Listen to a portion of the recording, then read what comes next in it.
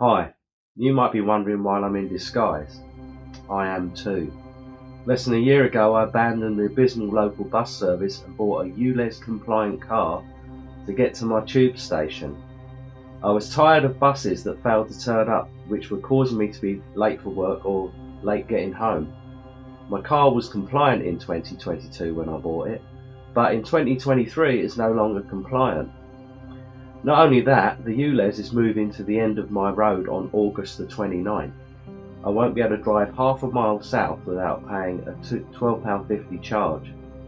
My son, daughter and granddaughter and my 81-year-old father live in South London, and again I'll have to pay £12.50 every time I visit them. This week, while watching the news, I'm branded a right-winger for my views against Ulez by Mr. Khan. Last year I was a Labour voter, but now I'm a right-wing activist. I never even knew. So here I am in disguise, just in case he decides to put a camera on me in my own home. What I find unacceptable, though, is some of those who've got legitimate objections joining hands with some of those outside who are part of a far-right group who are...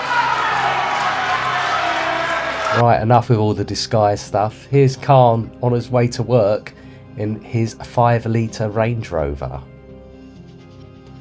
As you can see, don't get up too early either.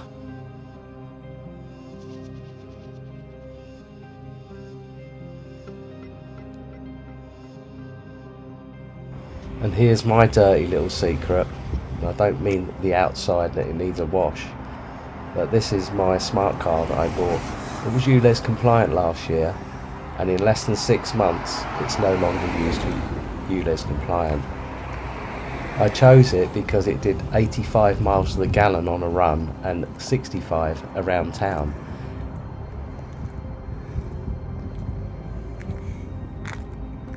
Only 31,000 miles, and now it should be scrapped. The £2,000 that you get for the scrappage scheme only applies to people on benefit, so that's me out.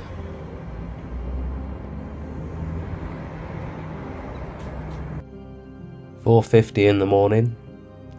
This is me getting up to get ready to go and do another day of work in London. I've done this for 43 years. I work in the construction industry, which means I need to get to work early. The bus service that I need doesn't run, so I still have to use my car, which I wouldn't have really if the bus service was any good. I'm walking down the road on my way to my car. At the end of this road is where I'll have to start paying congestion charge, and there's the bus stop that I have to walk past every morning empty. I could be getting on a bus and going to the station, but no, there's no bus. And the Labour Party at the last GLA meeting decided not to use the £2 billion emergency fund that they have to extend the buses in rural areas. Cold, frosty and dark, I'm on my way to the tube station where I have to continue my journey. Mr. Khan will get his nice chauffeur-driven limo from his front door to the front of his job. Unfortunately, it's not like that for most people that have to go to work and earn a living. Some of those outside, some of those, let's be frank, let's call a spade a spade. Some of those outside are part of the far right, some are COVID deniers, some are vaccine deniers, and some are Tories.